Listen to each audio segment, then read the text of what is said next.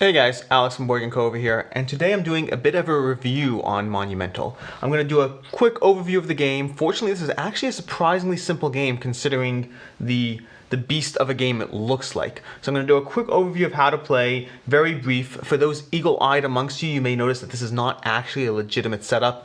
I just did it for the purposes of showing how to play, and then from there, I will jump straight into my thoughts. So, let's go through it.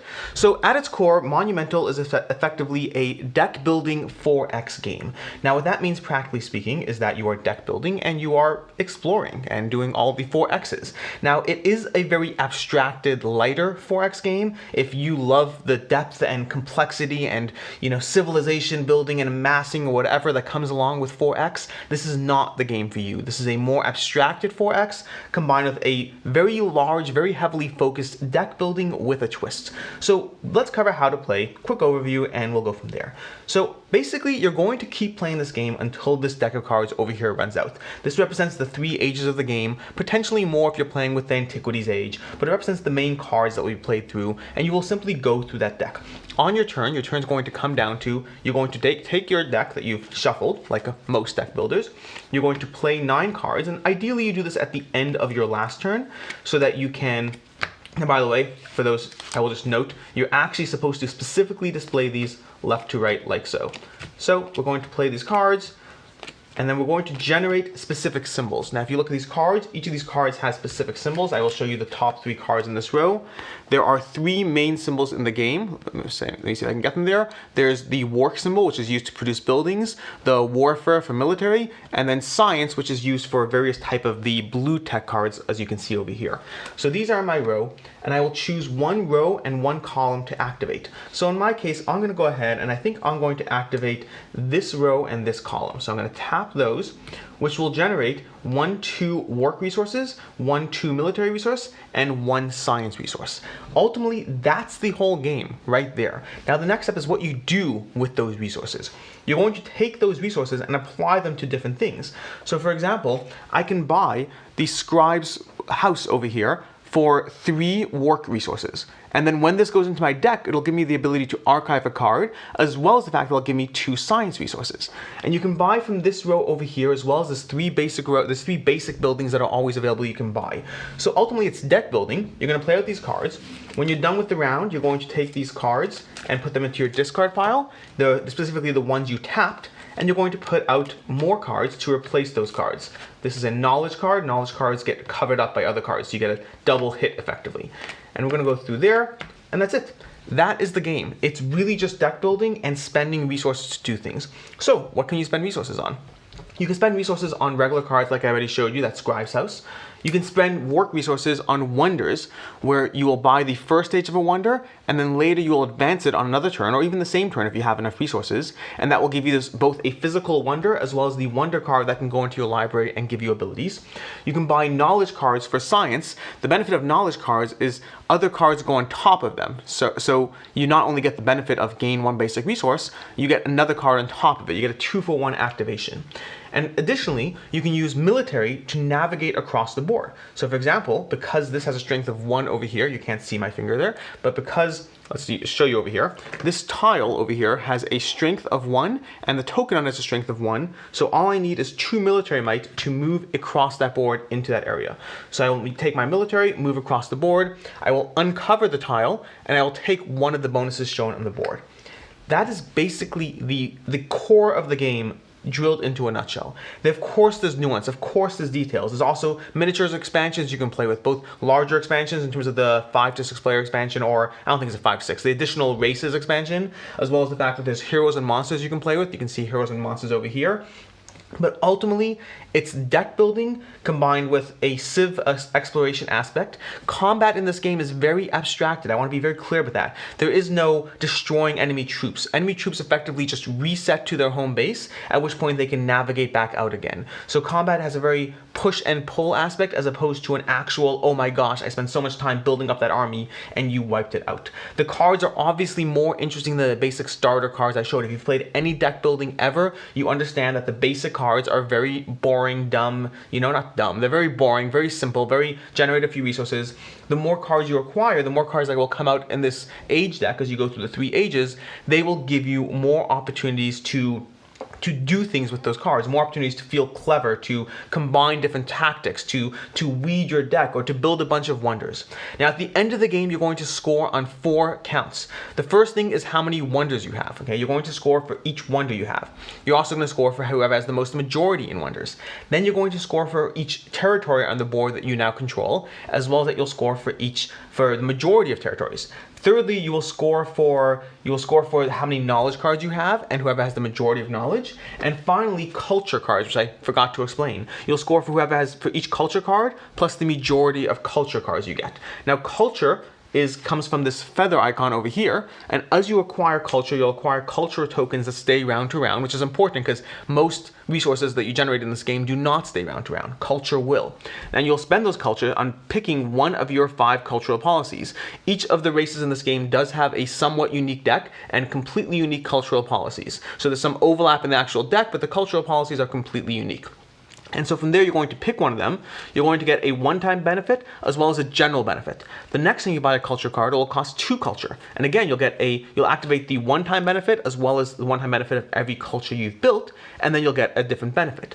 So you're constantly building this cycle of different benefits that will affect how you play and give you rewards to specific play styles throughout the game as you develop your culture deck. And not only will it help you in-game, like I said, it is the 4th of the scoring mechanisms in terms of build your culture, you get points for each culture card you've built, and you get points for the majority of culture cards. And all ties in this game are friendly.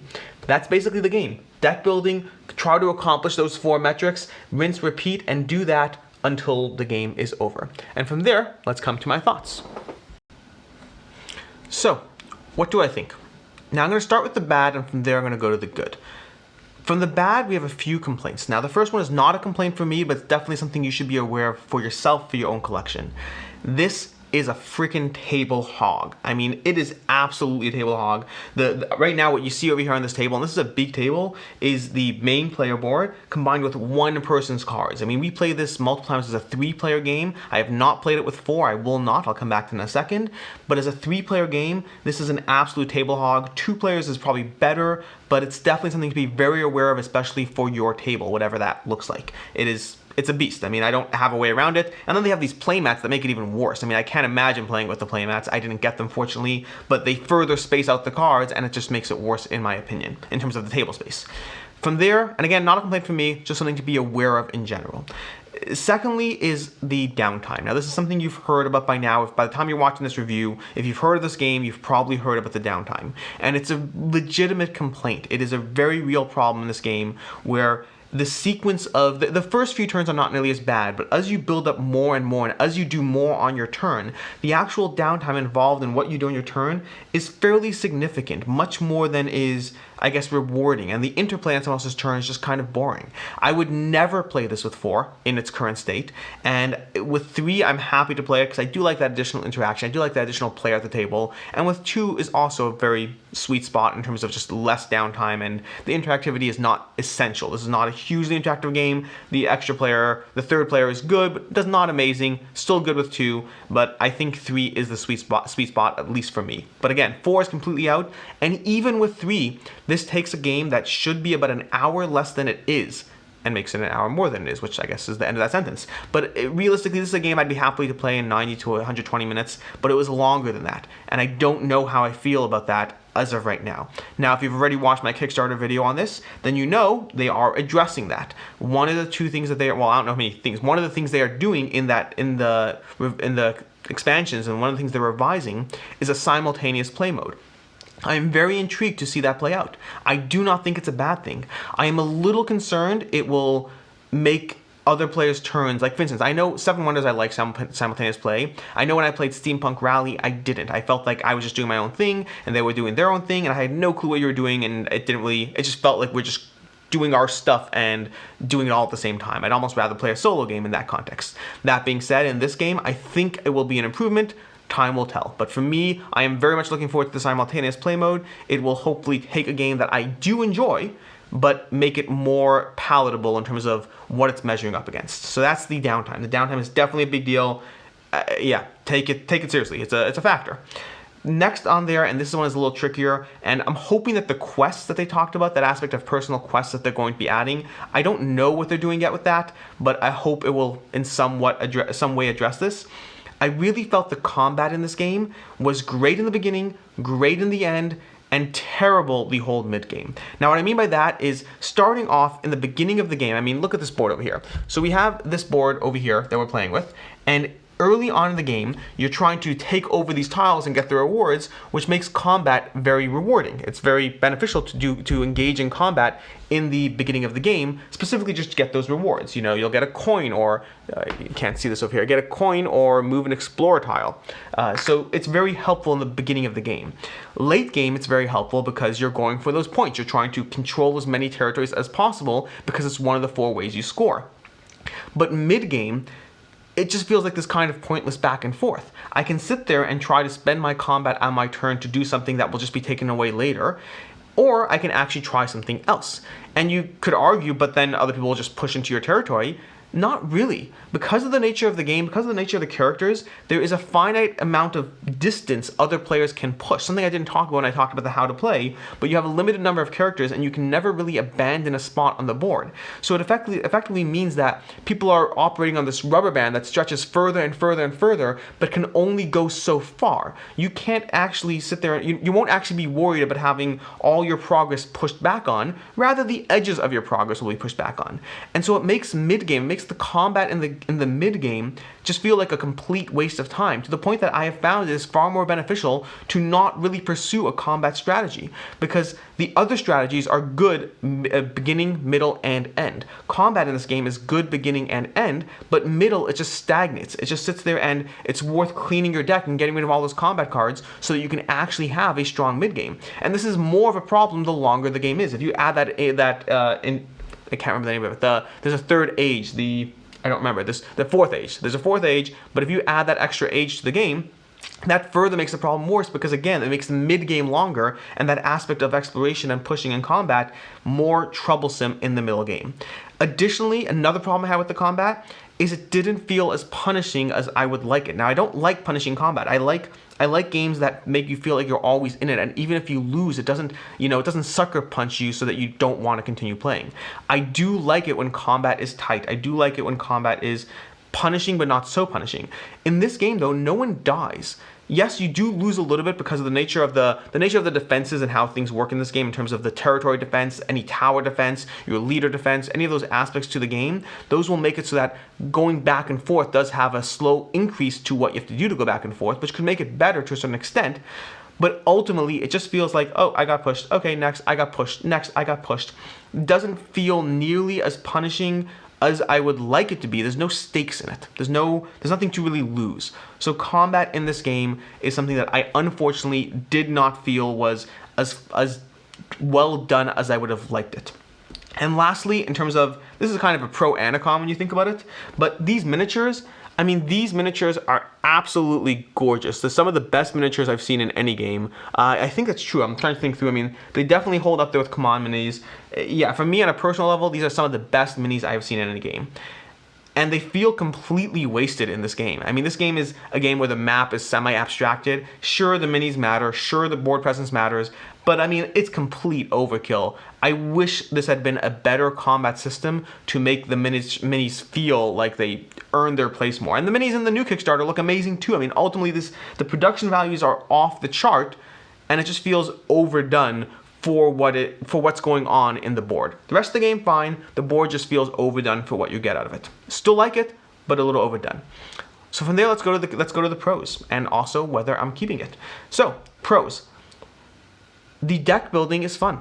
I like deck building games in general. I've never seen deck building combined with a 4X game. Sure, it's an abstracted 4X game, but the deck building is thoroughly enjoyable. I think they did a great job with the cards and the level of the balance of complexity and depth. There are some things, I wish there were a little bit more variety in terms of the cards. I wish there's a little bit more that could be done, a little bit more cleverness, and we could see that with the additional expansions coming out with the Kickstarter. But overall, I really enjoy the deck building. And I really enjoyed the pick a row and pick a column aspect. It adds to the downtime, which is why I'm happy about that simultaneous play. But overall, I really enjoy that aspect of, it's not deck building where you simply have a hand of 5 cards and you got to make it work or you got to make it not work. However, it is what it is. Rather, in this game, you pick a row and you pick a column, which not only lets you set up for what turn you want now, but it gives you an element of setup for the next turn, especially if you know your deck. Especially if you've been keeping a tight deck throughout the game, and you can with some degree predict what's coming out, it really allows for a lot more planning than you get out of most deck building games, and I really enjoyed that. I thought there was an excellent deck building design, terrible for the table space, but otherwise an excellent deck building design. Past that, the rest of the game was pretty good. I mean, the heroes and monsters are okay. I didn't love them. They added to the game. I appreciated what they did. The monsters did give you something to do with your military power, although different monsters had different ways to defeat them. The heroes, I felt, half of them I enjoyed playing with, and the other half I felt, why am I bothering trying to get that? So there was an interesting mix there. I do like the variety they add to the game, if nothing else. Similarly, I should note, in the actual deck, there is some degree of variety, especially if you have the expansion, especially if you have the Lost Kingdoms expansion with some more cards that come with it, then there is more variety of the way you can mix in cards so that no two games are perfectly the same. There's still a sequence of Age 1, Age 2, Age 3, but it's still... the fact that you can mix in different cards means you can't, in addition to the fact that they're coming out randomly within each age, there is also some degree of randomness of which cards will you see this game. I do wish the end game trigger had not been the deck running out. I don't have any ideas offhand of what it could have been, but it does feel like they put a clock on the game that sometimes makes the game last longer than it feels like it should have. I wish there had been a slightly different end game trigger that felt more dynamic and less fixed. And I don't get me wrong, many different games I prefer different end game triggers. I think each game needs an endgame trigger that suits the game. The concept of an endgame trigger that the deck runs out, I'm fine with. In particular, in Monumental, I didn't love it. I didn't love the way that ended. Overall, I would say I really enjoyed Monumental. It's also another pro. It is very easy to teach. I mean, I covered it in 6 minutes here. I'm sure you don't know all the rules, but teaching it live, teaching it both times I've taught it, it has been 15 minutes to teach this game, which is not a big investment of time. 15 minutes and everyone got it. I mean, they all knew deck builders, so understand that. Knowing deck builders means you save yourself 10 minutes of explanation right there. But overall, it was a game that was easily picked up, it was easily taught. The rulebook, I don't know if the rulebook, I'm going to say the rulebook's good, but it could just be it's a simple enough game that it didn't need to be good. Overall, I thought the rulebook was fine. The expansions content is all fine. The culture, I love the culture. I love the little deck of how everyone does have a unique starting deck, leader, some cards in your starting, meaning you have 15 cards in your starting deck. Some of them are going to be identical, some of them are going to be different. Was it 15? I believe it's 15. But either way, you have 15 cards in your starting deck, plus your culture is unique, plus your lead is unique. So you're looking at around 11 or so unique cards, I believe, amongst all those, because not all of them, the starting deck, are unique. And it did really make each deck feel unique. The combination of your leader's ability and the culture you have really did force a slightly different tilt onto each person. Is this person stronger in battle? Is this person stronger at knowledge? They're all different minor elements of how each race, each clan was slightly better than the other. Overall, I really enjoyed Monumental. Overall. If not for the upcoming Kickstarter announcements, I would probably be getting rid of it.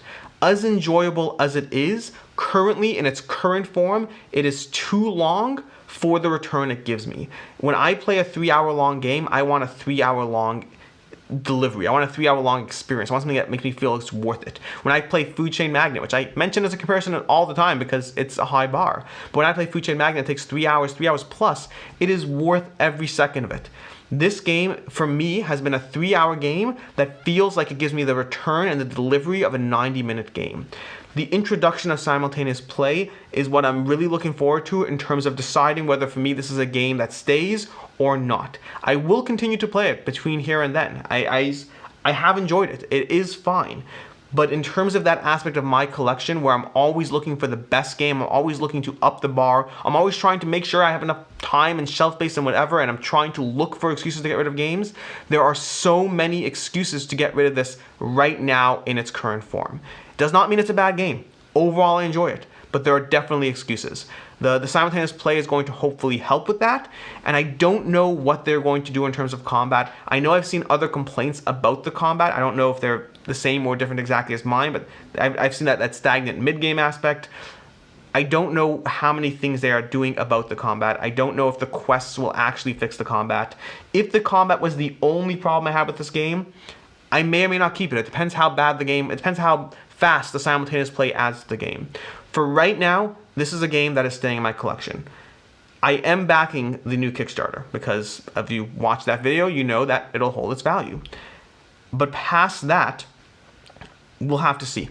Once it comes, once it shows up, it's possible. I don't know if they'll release simultaneous play rules beforehand. Maybe I'll play simultaneous play beforehand if they release some sort of rule set for it. But overall, it comes down to what they add, to what additions they make to the game, and whether this makes it a game that is elevated in my collection or stays where it is. And if it stays where it is, it has a limited shelf life. Overall, this is a great job by Funforge. Great game. I will say, whenever I back these types of games, I'm always on the fence as to whether they'll actually be good. There's always a high bar. This is certainly good. Make no mistake, certainly good. Whether or not I will keep it is a different conversation, and time will tell. But I really enjoyed Monumental. I hope you enjoyed this review. If you like, comment, subscribe, tell me below. Have you played it, and do you like it? Do you not like it? What are your complaints? What are your favorite parts about it? Are you backing the new Kickstarter? Let me know in the comments down below. And until next time, have a good one.